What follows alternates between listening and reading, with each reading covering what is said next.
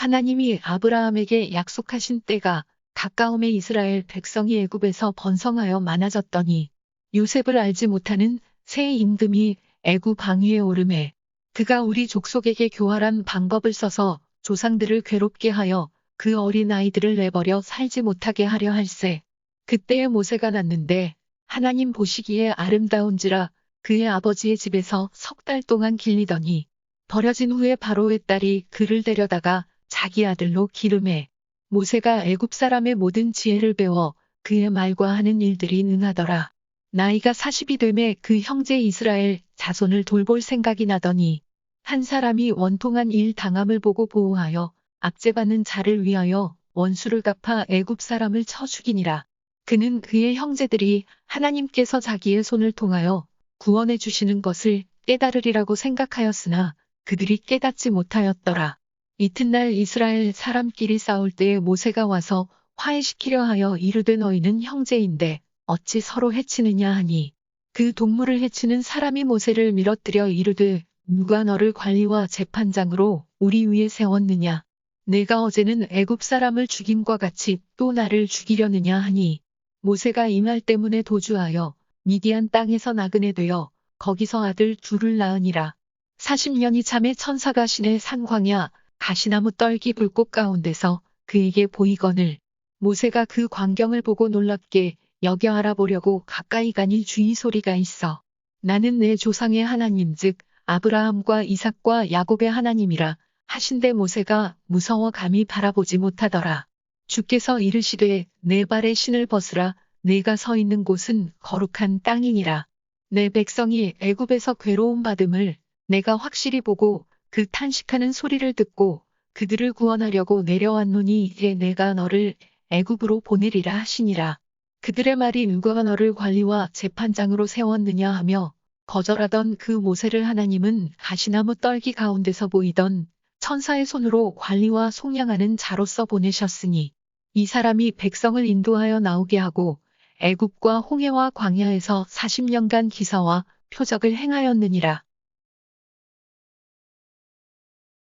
수요 울림예배 오신 여러분들 환영합니다. 오늘은 사도행전 7장 17절에서 36절의 말씀을 통해서 지난번에 스데반의 설교에 이어서 계속 설교하도록 하겠습니다. 여러분, 스데반은 과거 이스라엘이 자신들을 애굽에서 속량한 모세를 거절한 역사를 강론하고 있어요. 특별히 하나님이 보내신 구원자 예수를 배척한 유대인들의 죄를 아주 명확하게 지적하고 있다라는 것입니다. 17절에서의 22절의 말씀은 특별히 모세와 예수님은 하나님이 정하신 때에 태어났다입니다. 이것이 갈라디아서 4장 4절에 나와 있어요. 하나님과 사람들 보기에 아름다웠고 또한 지혜로웠고 또한 사랑스러웠다라고 누가복음 2장 52절에 말씀하고 있습니다.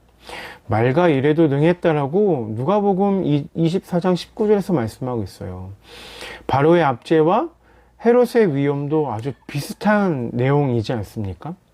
스데반은 모세의 이야기를 통해 끊임없이 회중이 예수님을 떠올리게 하고 있습니다. 예수님은 모세와 같은 구원자이자 선지자의 임을 일깨우려 한 것입니다. 모세가 여러분 종이라면 예수님은 누구죠? 맞습니다. 예수님은 하나님의 아들입니다. 모세가 여러분 그림자라면 예수님은 실체인 것입니다. 이것이 히브리서 3장 5절과 6절에 말씀하고 있어요. 모세가 지향하는 바를 예수님께서 성취하셨다라는 겁니다. 하나님의 아들을 통해 새 출애굽을 이루셨고 새 이스라엘을 건설하셨다라는 겁니다. 여러분, 그렇다면 이 스데반의 변론 중에 가장 긴 분량을 차지하는 것이 무엇입니까? 바로 모세의 이야기입니다.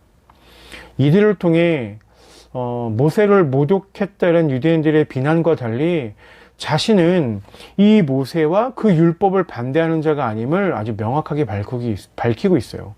도리어 모세를 배척한 이스라엘 백성들처럼 구원자 예수를 거절한 유대인들도 조상의 죄를 반복하고 있음을 이야기하고 있습니다. 여러분, 그것은 하나님의 구원을 거절하고 바로의 죄의 노예로 살겠다라는 의사의 표시인 것이죠. 또한 마음과 기에 할례를 받지 못한 완악함인 것입니다.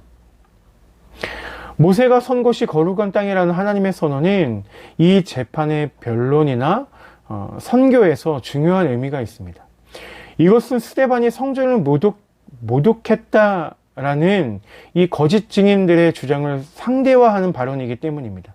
동시에 이 사도행전의 맥락에서 거룩하지 않는 곳은 없기 때문입니다. 복음이 전해지는 곳마다 주의 임재, 통치가 머무는 거룩한 땅이 될 것입니다. 죄로 물든 우리를 주님이 거하시기에 합당한 성전으로 만드실 것입니다. 그래서 30절, 34절, 또 36절에서는 하나님은 40년이 지난 모세를 지도자와 해방자로 세우셨죠. 그래서 애굽의 압제에서 신음하는 백성에게 다시 내보내셨습니다. 40년 동안의 침묵은 언약의 망각이 아니라 포기가 아니었다라는 것입니다. 또한 출애굽과 광야의 40년은 거룩한 백성이 거룩한 백성으로 거듭나는 시간이었다는 거예요. 여러분, 이처럼 우리의 구원은 처음부터 끝까지 하나님의 신실하심의 결과입니다. 그래서 지금 당장 우리가 무엇이 되지 않는다 할지라도 하나님께서 약속하신 것이 불명하다면 그 약속은 어떠한 단계를 통해서 이루신다라는 하나님의 어떤 마음이 담겨져 있지 않나 이렇게 생각해 봅니다. 여러분, 이스라엘 백성들은 참 제약된 모습들이 많이 나옵니다. 바깥 세계에 보면 우리도 제약된 모습으로 살아갈 수 있다는 것이죠. 그렇지만 중요한 것은 우리가 제약된 땅에 산다고 해서 우리가 제약된 모습으로 살아내는 것이 아니라 하나님 나라 백성으로 잘 살아내기를 원한다는 것입니다. 여러분, 한 주간 벌써 주일이 지난 지 어제 같은데 벌써 3일이 지났죠.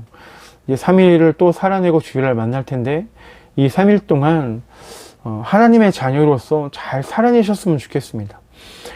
옛날에 그 영화에 보니까 무엇이 중요한데라는 말이 나옵니다. 여러분, 무엇이 중요합니까? 하나님의 말씀, 주권이 중요합니다. 또 하나님의 선언이 중요합니다. 죄를 물든 이 땅 위에 주님이 거하시기에 합당한 성전을 만들기 위한 이 하나님의 방법에 우리가 동참했으면 좋겠습니다. 또 3일간 잘 살아내시고 주일날 웃는 모습으로 보도록 하겠습니다. 또한 영상으로 예배드리신 여러분, 여러분이 계신 그곳이 예배의 장소입니다. 예배자로서 잘 살아내셨으면 좋겠습니다. 기도하겠습니다. 하나님, 감사합니다. 오늘 주의 보좌로 나아가게 하여 주시옵소서. 하나님의 마음을 품고 살아갈 수 있도록 주님 인도하여 주시옵소서. 특별히 이스라엘 죄악된 모습에 우리가 닮아가는 것이 아니라 하나님 죄악된 모습에 벗어나 오직 하나님을 예배하는 예배자의 삶으로 살아갈 수 있도록 주님 인도하여 주시옵소서.